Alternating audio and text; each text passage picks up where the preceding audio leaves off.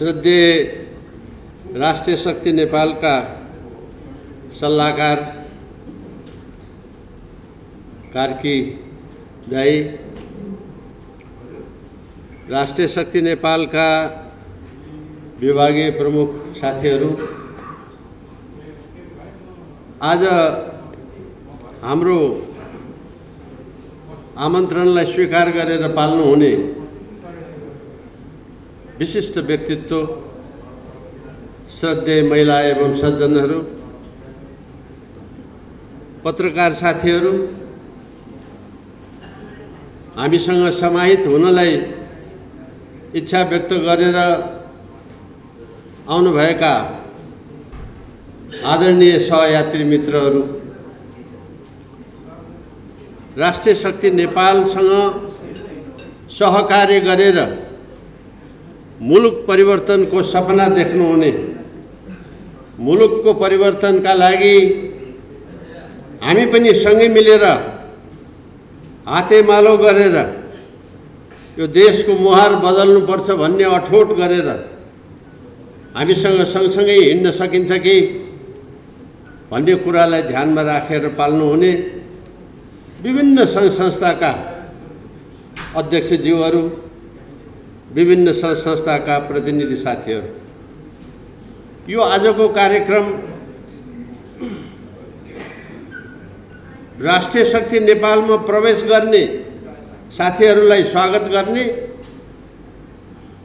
राष्ट्रिय शक्ति नेपाल र आफ्ना सङ्घ संस्थाहरूसँग मिलेर यो मुलुकको परिवर्तनको निमित्त सहकार्य गर्ने कुरालाई पत्रकार बन्धुहरूसँग बसेर, पत्रकार बन्धुहरूसँग क्रियाशीलता राखेर छलफल गरेर एउटा पत्रकार सम्मेलन जस्तो गरौँ भनेर आयोजना गरेको सभा भएको हुनाले यहाँ चलन चल्तीमा भइराखेका सभाका नीति नियममा अथवा उपस्थितिका काम कारबाहीमा या कति आदरणीय साथीभाइहरूलाई, आदरणीय व्यक्तित्वहरूलाई मान पुर्याउने क्रममा तलमाथि पर्न गएको भए म सबैभन्दा पहिले क्षमा याचना गर्न चाहन्छु।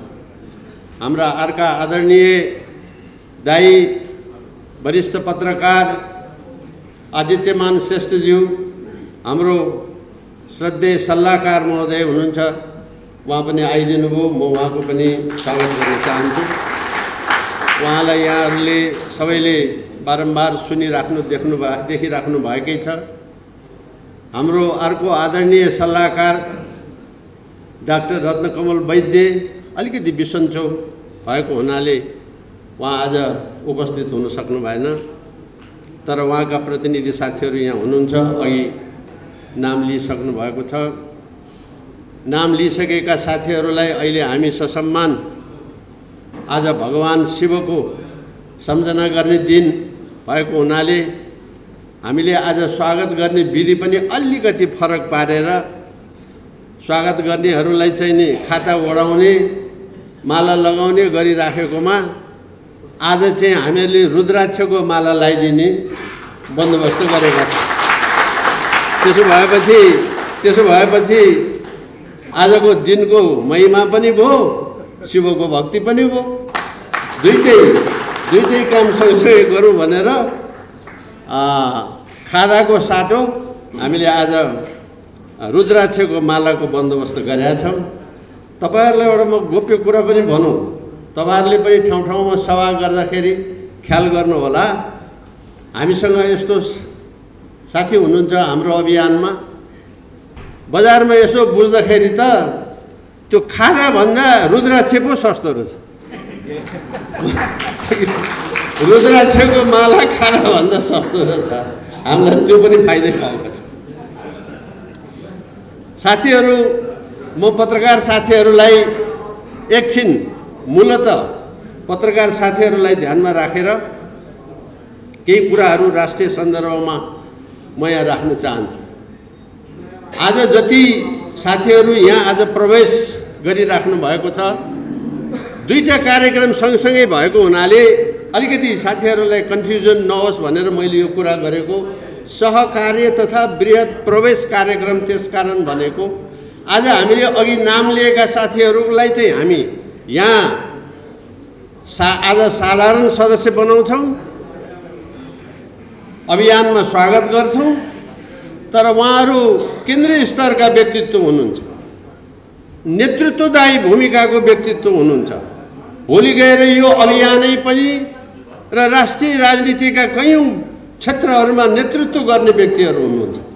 त्यसैले त्यो चाहिँ नि हामी अभियानकै अफिसमा बसेर भरेभोलि पद पदाधिकारी जिम्मेवारी र कसले कसले के काम गर्ने, कुन कुन को कसरी के हैसियतमा बस्ने, यो हामी पछि मिलाउँछौँ। मूलतः देश सम्झेर मुलुक सम्झेर गर्ने निर्णय पहिलो निर्णय भएको हुनाले आज हामी मुलुक सम्झेर राष्ट्रिय शक्ति नेपालमा समाहित हुने मूल कुरा, त्यो मूल कुरा आज गर्छौँ। अब कामको जिम्मेवारी चाहिँ हामी भरेभोलि गर्छौँ। यहाँ विशेष व्यक्तित्वहरू आउनुभएको छ, सिनेट श्रेष्ठजी जस्तो व्यक्तित्वहरू आउनुभएको छ, यो अभियानमा ठुला ठुला योगदान गर्ने क्षमताका साथीहरू आउनुभएको छ, सुशील श्रेष्ठजी जस्तो मान्छे आउनुभएको छ। मलाई धेरै साथीहरूले भन्ने गर्थे, जस्तो आजको यो कार्यक्रमको बन्दोबस्त पनि हाम्रो रामकृष्ण थापा जर साहबले गर्नुभएको हो, अरू साथीहरूले सघाउनु पनि भएको हो। र मलाई धेरै साथीहरूले जिस्काइरहन्छन्, होइन तँ बसे अभियानमा त सबै सेनाका, सशस्त्र प्रहरीका, जनपथ प्रहरीका मात्रै पो मान्छे छन्, जनता कहाँ छन् र भन्छ मलाई। अब आज अर्को एआइजी साहब पनि फेरि आज समावेश हुनु, उसै त एआइजी साहबहरूको बथान थियो हामीसँग।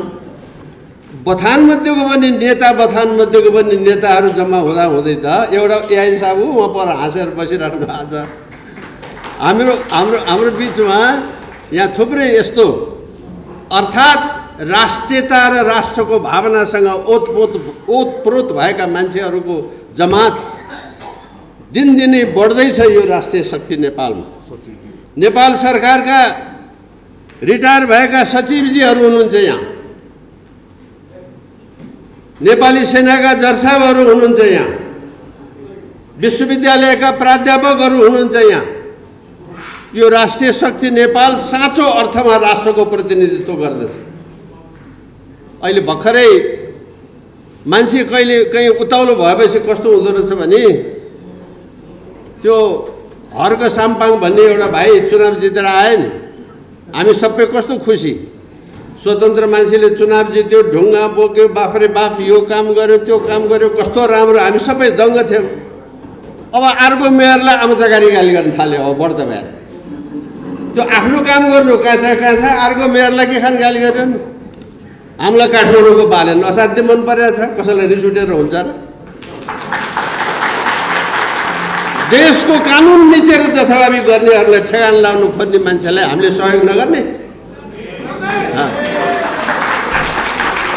नियम मिचेर मनपरी लुटेर खाने बानी लागेकोहरूलाई खबरदार यो काम गर्न दिन्न भन्ने बालेनलाई मद्दत नगर्ने। देश जान लाग्यो भन्ने चिन्ता त तपाईँलाई मलाई मात्रै होइन, राष्ट्रपतिलाई समेत लागेछ। हामीले 4 वर्ष भयो यो काम भन्दै आएको। ए देश जान लाग्यो बाबा, देश बर्बाद भयो बाबा भनेको हामीले अहिलेदेखि हो। दलमा बसेर यो काम हुँदैन। स्थानीय निर्वाचनमा दलविहीन निर्वाचन हुनुपर्दछ। 2046 सालको संविधान बन्दादेखि नै मैले यही मञ्चमा कतिपटक भनेको छु तपाईहरुलाई, 46 सालको संविधान बन्दादेखि नै 72 को संविधान बन्ने बेलासम्म पनि स्थानीय निर्वाचन चाहिँ दलविहीन हिसाबले हुनुपर्दछ। देशभरि बालेन जस्तो मान्छे भएको भए यो अर्को यो पार्टीको नाममा ठगेर खाने मान्छेको हैसियत हुँदैन। अहिले हेर्नुहोस् त बिचरा यो उपमेयरको गति, यति राम्री मान्छे छन्, काम गर्न आएकी छिन्, तर एउटा पार्टीकै छिन्। बालेन डोजर लिएर सडक कुदिरहेछ, ऊ बिचरा चुइकै गर्न सक्दैन किनभने ऊ पार्टीको मान्छे, ऊ त बिचरा भएको छ। राम्रो गर्छु भन्ने मान्छेलाई पनि ठाउँ छैन। त्यसैले माथिल्लो देशको बन्दोबस्त पार्टीले गर्नुपर्छ, स्थानीय तह पार्टी बेगरले गर्नुपर्छ। गाउँ गाउँमा के भयो? आँगन जोडिएको छिमेकीको आँगनमा लास पर्दाखेरि जोडिएको मान्छे अब त्यहाँ साथ नदिने भयो। यो त काङ्ग्रेस मर्यो, छिमेकी त माओवादी छ।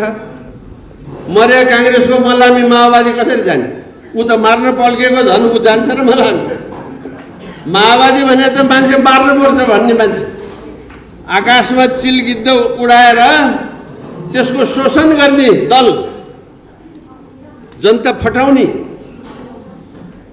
लाज लाग्नुपर्छ प्रचण्डजीलाई। यदि माओको जस्तै व्यवस्थाको खोजेको हो भने माओवादीले यत्रो शासनमा परिवर्तन गर्दाखेरि देशभरि बिरुवा रोपेको भए आज चुरेको यो हालत हुँदैन थियो। 10 वर्ष 20 वर्ष 30 वर्षदेखि माओवादी भन्ने नामको तत्त्वले रचनात्मक काम गरेको भए आज देशको यस्तो दुर्गति हुँदैन थियो। उसले त लुट्न मात्रै जानेको, पिट्न मात्रै जानेको, मार्न मात्रै जानेको, खोस्न मात्रै जानेको, बनाउन जाने छैन। अब हर्क साम्पाङ गएर एउटा बिरुवा ठुसो बिरुवा रोप्न गएछ बा नाटक गरेर। बिरुवा रोप्ने बानी लागेको प्रचण्ड भएको भए यो देश अहिलेसम्म हराभरा भइसक्थ्यो। ऊ त मास्न मात्रै जाने। अब कसले सङ पारेको? आफ्नै पार्टीमा बसेर 3 महिना अगाडि हाम्रो चेलीले बिहा गरेर बाहिर गई भने दरखास्त दिनलाई पनि 7 वर्ष पुग्नुपर्ने।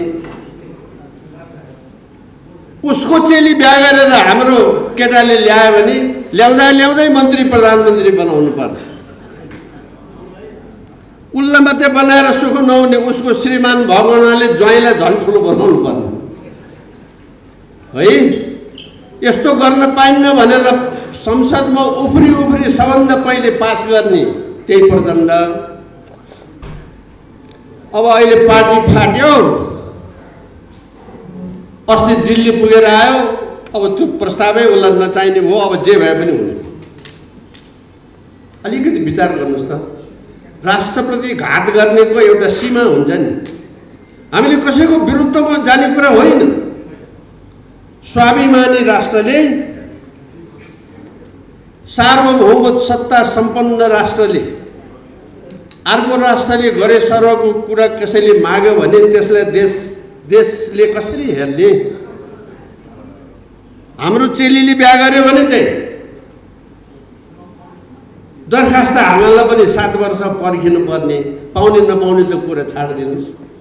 उसको चेली ल्याएको बेला ल्याउँदै यहाँ प्रधानमन्त्री बनाउनु पर्ने। यस्तो हुँदैन, संसारमा कहीँ हुँदैन। त यस्तो नागरिकता विधेयक एकपटक फेरि दोहोऱ्याएर विचार गर है भनेर राष्ट्रपतिले फर्काइन्। कुन नराम्रो काम गरे? यो त राम्रो काम गरे। त्यो राष्ट्रपतिलाई हामीले सघाउनुपर्छ। कुनै पनि भूमिमा जन्मेपछि त्यो मान्छे त्यो देशको नागरिक हुन्छ, यो सही कुरा। हवाईजहाजमा बच्चा जन्म्यो भने त्यो अन्तर्राष्ट्रिय नागरिक हुन्छ, विश्वले मानेको कुरा। त्यो कतिवटा हुन्छ र त्यस्तो केस? तर जतिवटा भए पनि त्यो देशले विश्वले मानेको कुरा। हवाईजहाजमा कुनै बच्चा जन्म्यो भने त्यो देश, जुन देशको आकाशमाथि उडेको छ त्यो हवाईजहाज, त्यो देशले पनि नागरिकता दिन्छ र हवाईजहाजमा जन्मेको हुनाले उसले अन्तर्राष्ट्रिय नागरिकता पनि पाउँछ। यो विश्वको नियम। तर नागरिकतालाई खोकुलो पार्नेको नाममा हाम्रा दुईतिर दुईटा छिमेकी, विश्वको सबभन्दा ठुलो जनसङ्ख्या भएको छिमेकी छ। तपाईँ हामी सबैलाई थाहा छ। आजको दिन चीन र भारत भनेको विश्वको सबभन्दा धेरै जनसङ्ख्या भएको देश। त्यस्तो विश्वभरिमा सबभन्दा धेरै जनसङ्ख्या भएको देश हाम्रो मुलुकभन्दा उसको एउटा प्रान्त नै 6 गुणा 7 गुणा 8 गुणा 10 गुणा ठुलो भएको देश। त्यस्तो देशले समेत पनि आँट्न नसकेको फ्री नागरिकता यिनका बाउले आँट्ने नेपालमा कसरी अटाउँछ यस्तो कुरा? बिहा गरेर छोराछोरी जन्माउन 1 करोड चिनिया नेपालमा आयो भने के हुन्छ तपाईँ भन्नुहोस् मलाई। हिजो त हिमाल पर्खाल थियो, आज हिमाल पर्खाल छैन। दक्षिणलाई मात्रै हेरेर यस्तो कुरा गर्यो कि भारतीयले हामीलाई गाली गर्यो भनेर उसले आफैलाई भट्टान्छ, होइन। यहाँ लाखौँ तिब्बती शरणार्थी छन्, उनले यहाँ बिहा गरेर बसेका छन्, तिनको छोराछोरी अलपत्र परेका छन्। यस्तोमा दोहोऱ्याएर विचार गरेर भनेर राष्ट्रपतिले भनिन्, के बिगारिन्? राष्ट्रपतिले के भनेकी छिन् त्यो एउटा कुरा हेर्न पर्यो क्या सबैले। राष्ट्रपतिले भने हुनाले हामीले पास गरेर पठाएको र राष्ट्रपतिले दोहोऱ्याएर पठाउने भनेर जस्ता तस्तै पास गरिदिए भनेर शेरबहादुरले फुर्ती लाएर हुन्छ र? देश उसको बाउको सम्पत्ति हो र? त्यसरी बेच्न पाइन्छ र?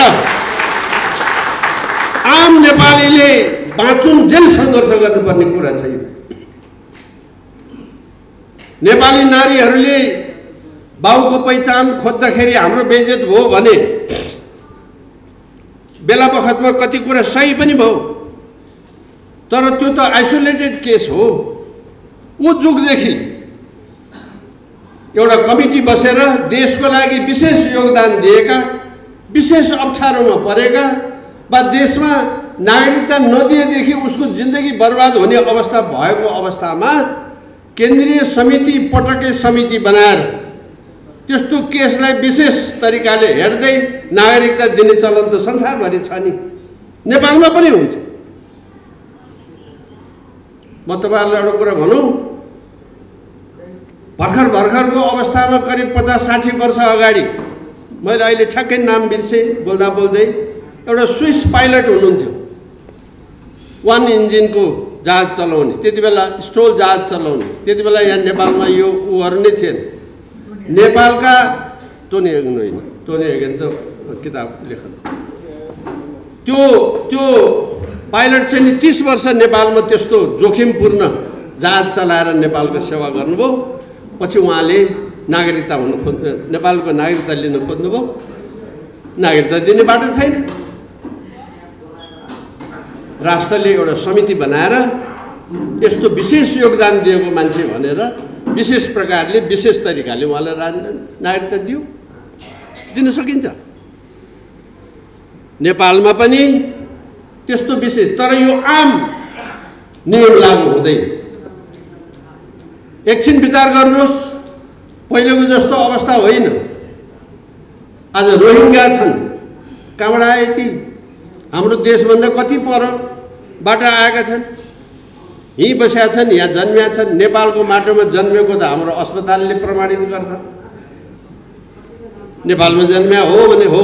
अब त्यो नेपालमा जन्म्या जति सबैलाई नेपाली नागरिकता दिउँ? उसको बाउ रोहिङ्गा छ, आमा रोहिङ्गा छ, बाउ र आमा त्यस्तो छैन। खालि यहाँ हेर्ने दृष्टिकोण हिन्दुस्तानपट्टि मात्रै हेर्ने दृष्टिकोण यो गलत दृष्टिकोण। एकछिन विचार गर्नुहोस्, रोहिङ्गा पनि छ, भुटानी पनि छ, हिन्दुस्तानी पनि छ। आजभोलि नेपाली संसारभरि छन्, संसारभरिका छोरी चेली बिहा गरेर ल्याएका छन्, नेपालीका छोरी चेली संसारभरि गएका छन्। 20 वर्ष पछाडि विचार गर्नुहोस्, यस्तो हुँदैन। यस्तो कुरामा एकतालि दोहोऱ्याएर विचार गर। यो विषय छुट्यो कि यो विषय हेरेनौ कि तिमीहरूले भनेर राष्ट्रपतिले यो संविधानको प्रावधान अन्तर्गत दोहोऱ्याएर हेर्ने अधिकार दिने, हेर भन्ने अधिकार भए अन्तर्गत दिएर पठाएको कुरा तैँले फुर्ती गर्ने भने जस्तो गरी अहिले राष्ट्रपतिमाथि दबाब बढिरहेछ। एकछिन विचार गर्नु साथीहो, हामीले अपनाएको व्यवस्था बेलायती वेस्ट मिनिस्टेरियल व्यवस्था हो। बेलायती व्यवस्थामा राष्ट्रपतिले, बेलायतको महारानीले वा राष्ट्र प्रमुख जो हुन्छ त्यो प्रमुखले अर्थ विधेयकमा चाहिँ त्यस्तो गर्न पाइँदैन। अरू सारा विधेयकमा दोहोऱ्याएर हेर भन्न पाइन्छ। राष्ट्र प्रमुखले दोहोऱ्याएर हेर भनेपछि त्यसलाई गम्भीर रूपमा लिएर दोहोऱ्याएर हेरेर अनेक विधेयकहरू फिर्ता भएका छन्, सुधारिएका छन्, छुटेका कुराहरू मिलाइएका छन्। यो बेलायती प्रणाली, यसलाई वेस्ट मिनिस्टेरियल प्रणाली हुन्छ। अब यिनीहरू यहाँ अहिले मन्त्रीमण्डलका मान्छेका शेरबहादुरका फ्याउराहरूको कुरा सुन्नुभयो भने के भन्छ भने ल बेलायती प्रणालीमा त संसदले पास गरेर पठाएपछि, माथिल्लो सदनले पनि पास गरेर पठाएपछि राष्ट्रपतिले दोहोऱ्याएर हेर भने पनि फेरि दोहोऱ्याएर पठाइदिएपछि त राष्ट्रपतिले नाइ भन्न पाइँदैन। यो बेलायती प्रणालीमा त्यही हो। म तपाईहरुलाई सम्झाउँ कि नेपालको राजनीति आजको दिन कुनै प्रणाली, स्थिति र बेलायती प्रणाली अनुसार छ। स्वयं देशको प्रधानमन्त्री, स्वयं देशको शेरबहादुर देउवा प्रधानमन्त्री, बालवाला अहिलेको प्रधानमन्त्री जो आफूलाई प्रधानमन्त्री हो भन्छ, म त उसलाई प्रधानमन्त्री नै मान्दिनँ। किनभने त्यो सर्वोच्च अदालतको प्रधान न्यायाधीशले बकस दिएको मान्छे हो, त्यो देशले चुनेको प्रधानमन्त्री होइन। बेलायती प्रणालीमा अदालतले बकस दिएको मान्छेले भनेको कुरा राष्ट्रपतिले मान्नु पर्दैन। यदि कसैले बेलायती प्रणालीको धाक लाउँछ भने मसँग कुरा गरोस्। म राजनीतिक शास्त्रको विद्यार्थी हुँ, त्रिभुवन विश्वविद्यालयमा यही विषय पढाउँथेँ। मैले पढाएको विषयमा नम्बर लिएर कोही फर्स्ट डिभिजन, कोही सेकेन्ड डिभिजन भएको छ। मैले पढाएको विषय यही हो। बेलायती प्रणाली खोज्या हो भने जुन देशको प्रधानमन्त्री नै बेलायती प्रणालीको छैन, त्यो नेपाली प्रणालीको छ। इच्छा लागे जस्तो यो देशको परिवर्तन कुन प्रणालीबाट भयो? केही समय अगाडि मैले महाराज सरकारको दर्शन पाएको थिएँ। मैले महाराज सरकारमा जाहेर गरेँ। सरकार स्वयं सरकारले पनि आफूसँग नभएको अधिकार प्रयोग गरिबक्स्यो, अनि किन नहुनु त? यस्तो भाडुभैलो हुने नै भयो। मैले राजालाई भनेको कुरा सार्वजनिक रूपमा भन्दैछु। आज कुन चाहिँ देशको राष्ट्रपतिलाई अवधि सकेर 2 वर्ष घर बसिसकेको सांसदलाई फेरि बकस दिएर पुनर्स्थापना गर्ने अधिकार कोसँग छ? भन्नुहोस् मलाई। यो देशको परिवर्तनको कुरा जो गर्छ नि, त्यसले सार्वजनिक रूपमा, नैतिक रूपमा शिर छाडो गरेर भन्नुहोस् कि त्यो जनताले जितेर आएको मान्छेले ल्याएको परिवर्तन हो। राजाले पुनर्स्थापना गरिदिया, संसदले पुनर्स्थापना पनि कल गरे भन्दा अवधि सकेर 2 वर्ष घर बसिसके लाउके जो चुनाव कहिले जितेर फेरि जित्दैन त्यस्ता मान्छेलाई पुनर्स्थापना गरिदिया।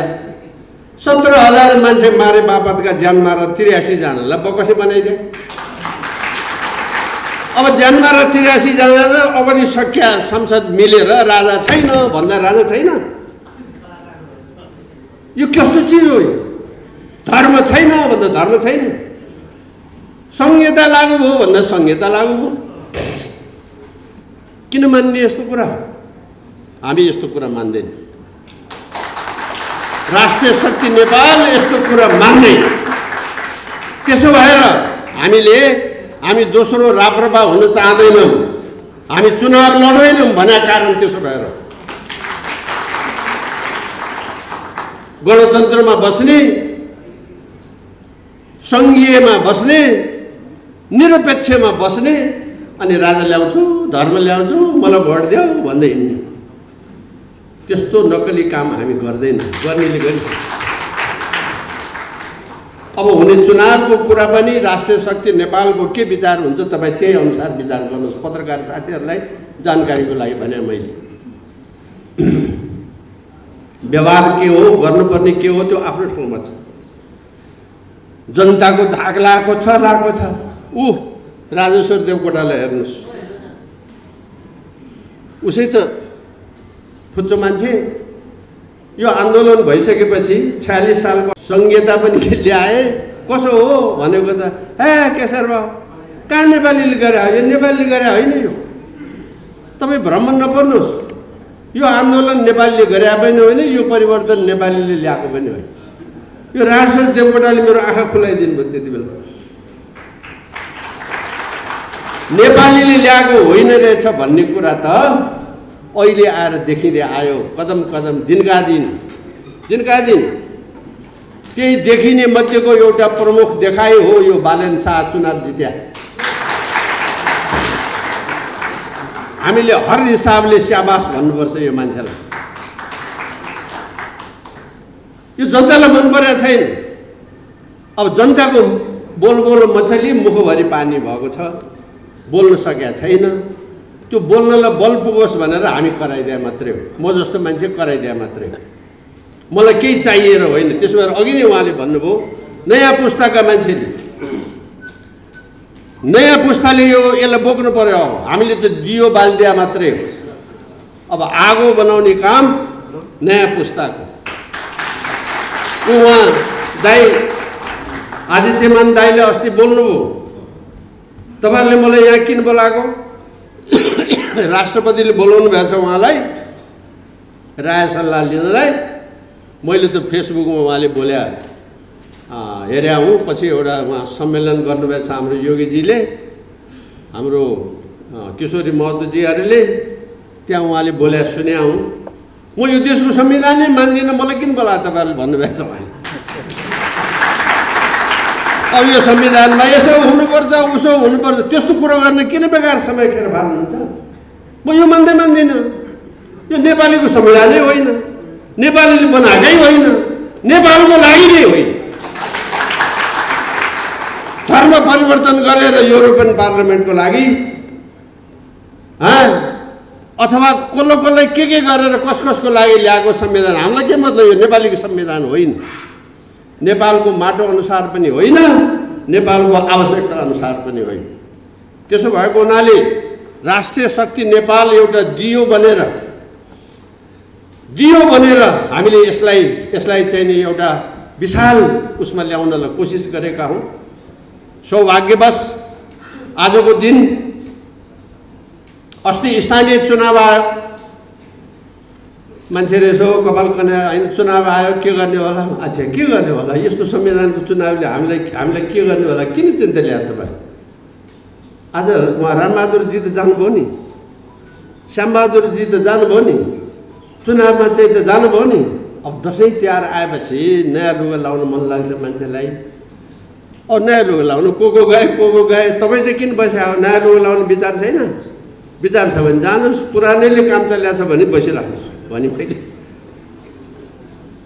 अब फेरि अहिले चुनाव आएको छ, दसैँको रमझम सुरु भएको छ। चुनाव सकिया भोलिपल्ट अनि क्षति हुन्छ। कहाँ छ यहाँ प्रजातन्त्र? दुनियाँमा प्रजातन्त्रको नाममा फलानु जिल्लाको फलानु निर्वाचन क्षेत्रमा माओवादीको फलानुलाई उठाउने, फलानु जिल्लाको फलानु निर्वाचन क्षेत्रमा काङ्ग्रेसको फलानुलाई उठाउने। कहाँ छ त्यो पार्टी काङ्ग्रेस? त्यो काङ्ग्रेस हो त्यो? काङ्ग्रेस त्यस्तो हुन्छ? कहाँ छ त्यो माओवादी भन्ने? माओवादी त्यस्तो हुन्छ? जनतालाई बाध्य पार्ने, हाल मैले नजितिकन सुकै चाहिँ लौदो नदे भनेर जबरजस्ती गर्ने यस्तो चुनावमा भाग लिने के गर्ने? यस्तो चुनाव होइन। अब चुनावमा दरखास्त हालिसकेपछि त अनेक हुन्छ नि। फेरि अब दसैँ तिहारको मौका छ। यो अनेकवाला कामको लागि जाने रहरवालाहरूले गएको हुन्छ। त्यस्तो रहर भएको जतिलाई कसैलाई छेक्न सक्दैन। राष्ट्रको राजनीति भनेको त्यस्तो हुँदैन। राजा नाम नीति राजनीति हो। यहाँ धेरै राजनीतिलाई बुझ्ने कुरा चाहिँ के भने भाँड भैलोको नाम, जथाभावीको नाम, ठगीको नाम, बेइमानीको नाम, लुच्चाइको नाम राजनीति त्यो होइन। त्यो त अर्कै नीति हो। राष्ट्रिय शक्ति नेपालले एउटा स्थिर दिगो साँचो अर्थमा प्रजातन्त्रवादी, साँचो अर्थमा यो देशको सीमालाई हेरेर, हाम्रो भूगोललाई हेरेर, हाम्रो आर्थिक क्षमतालाई हेरेर, हाम्रो सैनिक क्षमतालाई हेरेर, हाम्रो आजको दिनको अन्तर्राष्ट्रिय राजनीतिको परिवेशमा हाम्रो भूमिकालाई हेरेर, हाम्रो शैक्षिक स्तरलाई हेरेर, हाम्रो चेतनाको स्तरलाई हेरेर यो संस्था मास्ने बेला भएको छैन यो देशलाई। राजाले हामीलाई केही दिया हुनाले यो गर्नुपर्ने होइन। राज संस्था भएन भने राष्ट्रपति हुँदा त पार्टीको राष्ट्रपति हुने रहेछ, देशको राष्ट्रपति नहुने रहेछ। हामीले अहिले यति जोडले बालवाला राष्ट्रपतिलाई समर्थनको कुरा गरेका छौँ। उहाँ राष्ट्रको राष्ट्रपति हुने बाटोतिर हिँड्नु भएको हो कि जस्तो लागेर हो। नत्र केही समय अगाडिसम्म हालको राष्ट्रपतिलाई मै पनि आलोचक थिएँ। खोइ उहाँ राष्ट्रपति त हुनुभयो, एउटा दलको राष्ट्रपति हुनुभयो, दलभित्र पनि गुटको हुनुभयो, गुटभित्र पनि एउटा व्यक्तिको हुनुभयो। त्यस्तो राष्ट्रपति के काम? हामीलाई त देशको राष्ट्रपति चाहियो भन्दै थिएँ मै पनि। मैले पटक पटक भाषणमा त्यस्तो भनेको छु। तर अहिले यो नागरिकताको विधेयकले राष्ट्रपतिले साँचो अर्थमा राष्ट्रपति हुनु खोजा हो कि जस्तो लागेर मलाई सघाउन मन लाग्यो। म तपाईहरुको पत्रकार साथीहरुको मार्फतबाट, राष्ट्रिय शक्ति नेपालको मार्फतबाट, यहाँ उपस्थित हुनुभएका सबै साथीहरुको मार्फतबाट सम्माननीय राष्ट्रपति महोदयलाई कृपया खुट्टा टेक्नुस्, दोहोरोसँग खुट्टा टेक्नुस्। तपाईलाई यो देशले चिरकालसम्म सम्झिरहन्छ। धन्यवाद भनिरहन्छ। अरु देश पनि बने, हामी पनि बन्यौं। हामी बन्नु र अरु बन्नुमा आकाश जमिनको फरक छ। अरु देश अर्काले बनाइदिया देश, त्यसरी बुझौं। यो हिन्दुस्तान भन्ने देश हिन्दुस्तानीले बनाएको देश होइन, यो त बेलायतीले बनाइदिया देश।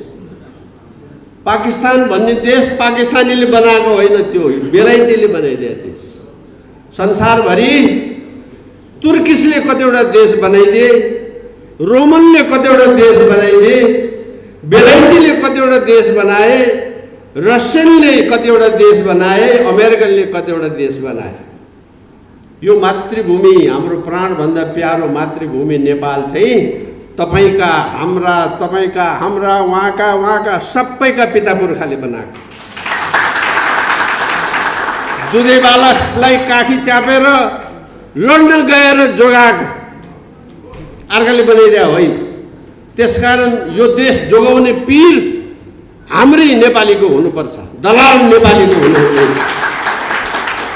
हामी नेपाली आजको दिन बेला बखतमा भ्रममा छौँ। कसले कसलाई यो चाहिँ म चाहिँ ठुलो, म चाहिँ सानो, के यो सबै यो बीचको फुटाउ र राज्य गर्नवाला नीतिबाट हामी पीडित छौँ।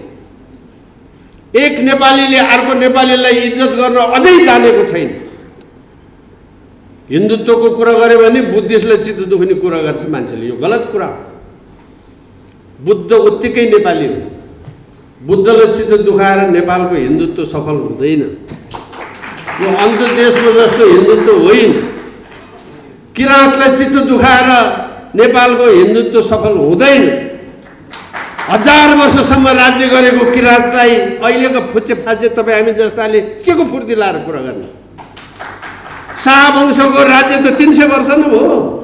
पृथ्वीनारायण शाहको अस्ति मात्रै हामीले 300 वर्षको दिवस मनाएको होइन। त्योभन्दा अगाडि कति सय वर्ष कुन चाहिँ शाखाले काम गर्यो, त्योभन्दा अगाडि कति 1000 वर्ष किराँतले काम गर्यो। यो देश त्यसरी बनेको देश, सबैले यसरी बुझौँ। त्यसकारण अहिले यहाँ भर्खरै म आउँदै टिभीमा हेरेँ, मलाई बडो हृदय नै पोलेर आयो। नेवार साथीहरू एक थरीले ल हामीलाई हेप्यो के भन्यो, जताभाइ भन्यो, त्यो भन्ने पनि बदमास। अब नेवार जाति एक भएर बाँकी नन नेवार जातिले कुटौँ भन्ने अर्को बदमास। यस्तो काम गर्नु हुँदैन। यस्तो गर्यो भने 100 थरी नेपाली 100 थरीमा विभाजन भयो भने यो देश रहँदैन, फेरि देशमा रहने कुरा हो। त्यो एउटा फटाले त्यो काम गरेछ, त्यो गलत काम गरेछ। नेवार नभए, नेवारको सभ्यता नभए यो देश हुँदैन। त्यो नेवारले त्यसरी इज्जत गरौँ।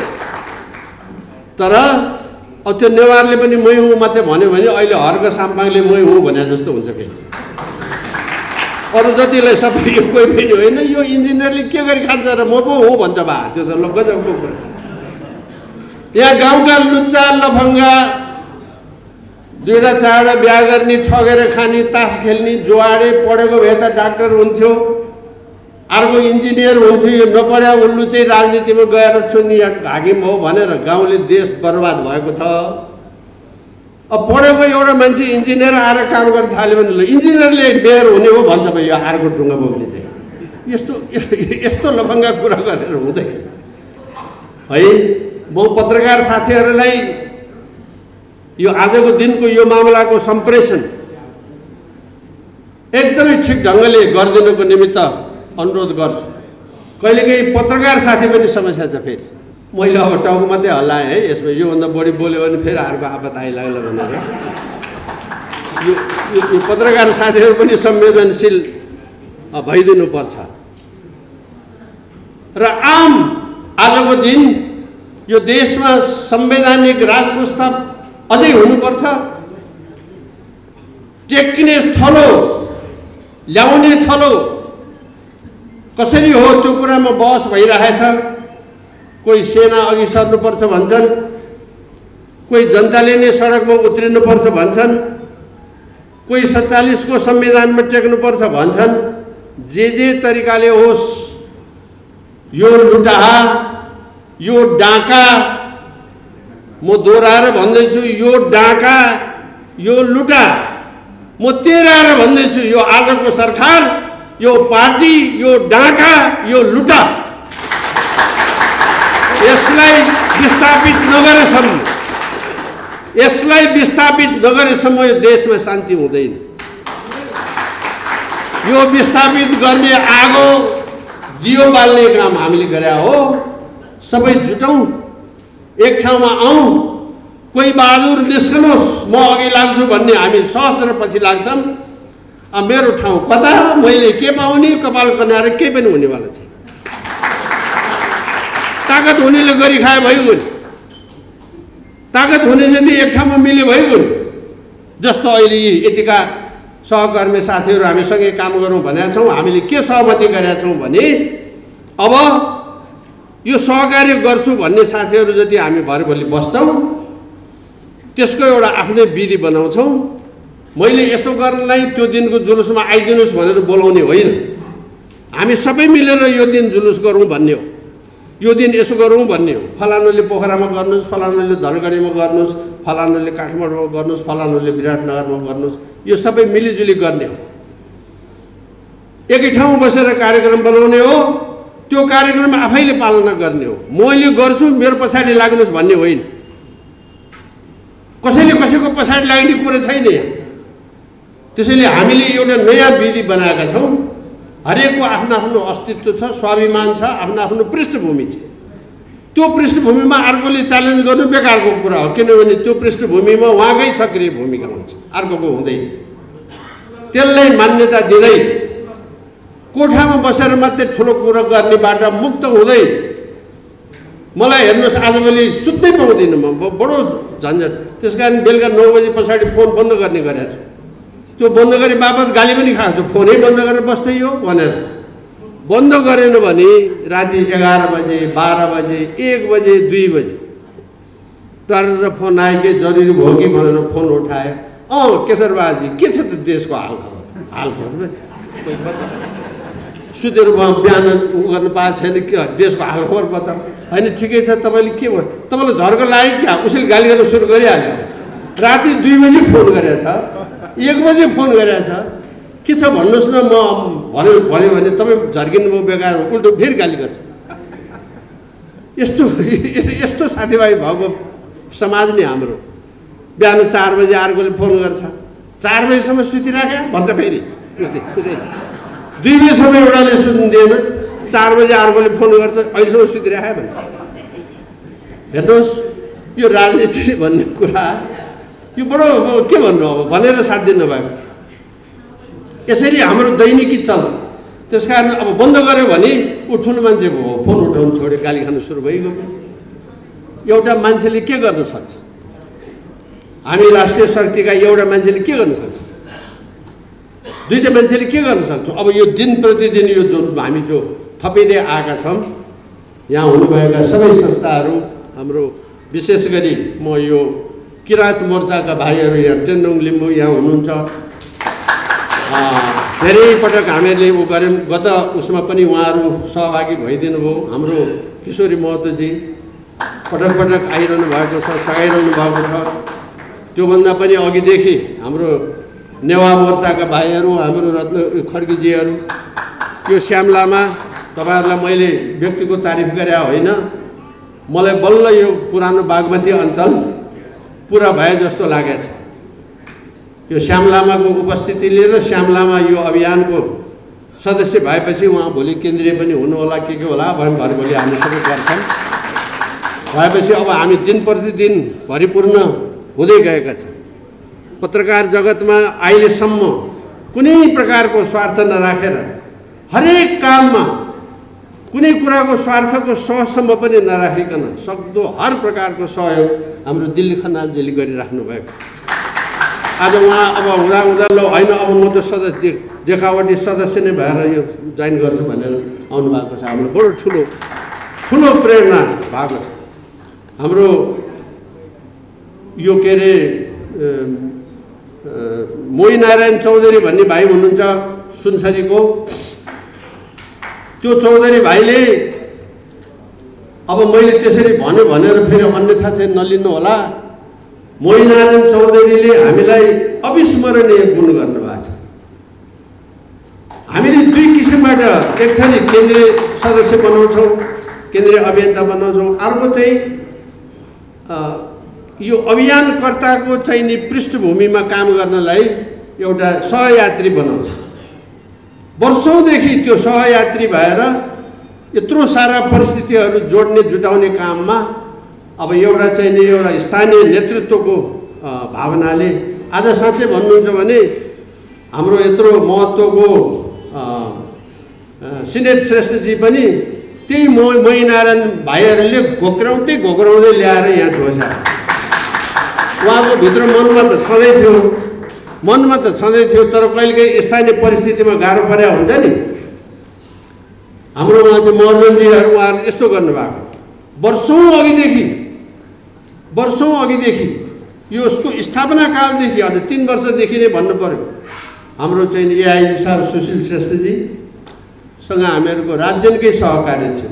हरेक हिसाबले उहाँले मद्दत र सहयोग गरिराख्नु भएकै हो, तर उहाँ हाम्रो अभियन्ता हुन सक्नु भएको थिएन। त्यसका विविध कारणहरू छन्। आज खुलेर उहाँ अब म पनि सक्रिय सहयोगी नै भएर आउँछु भनेर आउनुभएको छ। उहाँलाई हृदयदेखि म स्वागत गर्न चाहन्छु। हाम्रो सोमसिंहजी त त्यो सुरुको जगदेखि नै यो चाहिँ नि सरोकार मञ्च हामीसँग चाहिँ एउटा परिवारै जस्तो भएर यसका सङ्गठनदेखि लिएर बन्दोबस्तदेखि लिएर सारा कुरामा उहाँको हृदयदेखि नै सबै किसिमको सहयोग छ। आज मैले अलिकति जानिकन अलिकति लामो पनि पारेको कारण त्यतिन्जेल रमासिंह बहिनी आइपुगिहाल्नुहुन्छ कि भन्ने आशाले पनि हो। उहाँलाई 30 लाग्यो जस्तो छ, नजर आइपुग्नु पर्ने। नेपाली रमासिंह भनेको नेपाली महिला फुटबल जगतको इतिहास निर्माता मान्छे हो। आज हामी कुरा त गर्छौँ, विदेशमा भएको भए कतिवटा गोर्खा बाउ लगाइदिइसकेका हुन्थ्यो होला उहाँलाई। हाम्रो यहाँ चाहिँ यस्तो चाहिँ नि कसैले गरेको असल कामलाई असल भन्ने पनि यहाँ कन्जुसाइ गर्ने ठाउँ। रमासिंह त्यो व्यक्तित्व हुनुहुन्छ।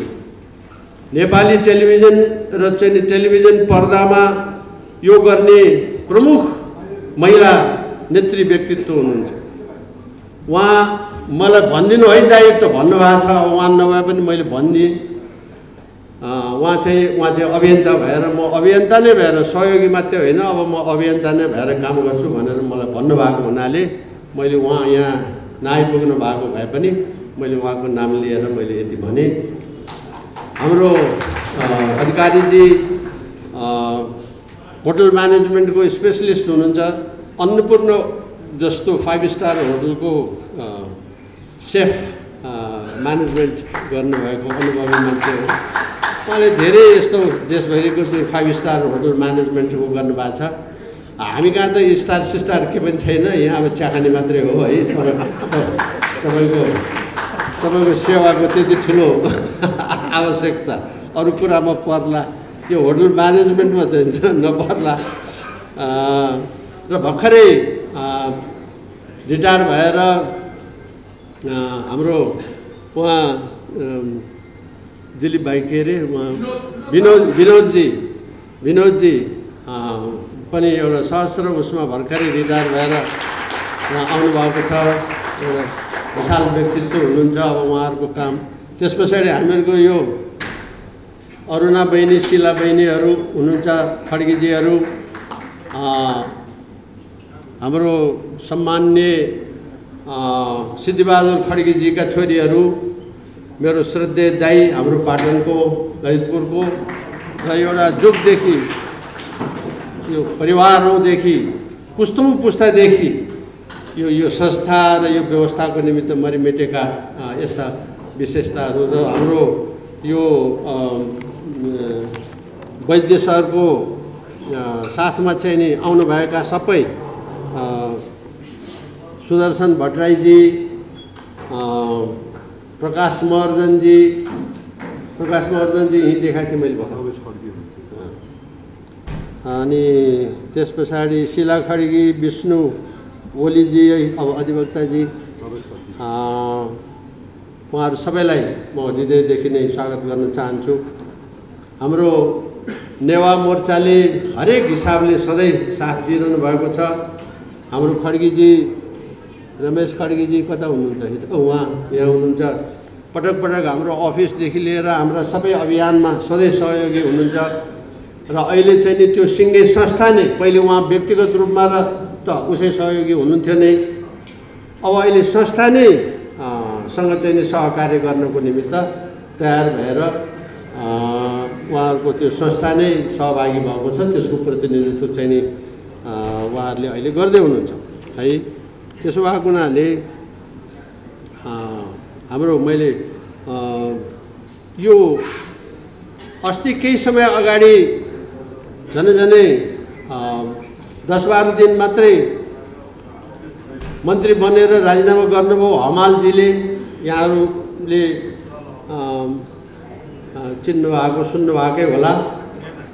बडो चाहिँ नि संवेदनशील अवस्था पर्यो त्यति बेला। उहाँ जे हल्ला भयो त्यो कुरा सत्य थिएन, तर उहाँ चाहिँ नि यो अभियानलाई सहयात्रा गरेर हिँड्नुको निमित्त बडो खुसीले आतुर हुनुभएको छ।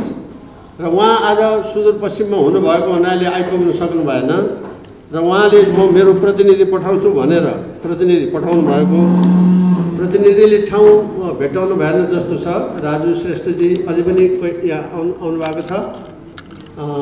मसँग फोनमा कुरा भएको थियो, कता मिस भयो है। त यस्तो संस्थाहरू धमाधम जुट्दै हाम्रा सहयोगीको रूपमा चाहिँ नि आउनुभएको छ। हामी सँगै काम गर्ने भएका छौँ। यो कफनको दिनेश पाण्डेजी आइपुग्नु भएको छैन। यो कफनसँग पनि हाम्रो त्यही किसिमको राय सल्लाह भएको छ। त्यो म अब यो समयलाई ध्यानमा राखेर पत्रकार साथीहरूको उसलाई पनि ध्यानमा राखेर पत्रकार साथीहरूलाई तपाईँहरूलाई क्वेसन एन्सरको निमित्त छुट छ। यहाँहरूलाई केही मैले भनेका वा केही कुराहरूमा केही जान्न बुझ्न इच्छा भयो भने कृपया प्रश्न गर्नुहोला। र पत्रकार साथीहरूले सहयात्रा गर्ने समूहका साथीहरूसँग पनि वा प्रवेश गर्ने साथीहरूसँग पनि या मसँग पनि केही प्रश्न छ भने पत्रकार साथीहरूले त्यो प्रश्न गर्नुहोला।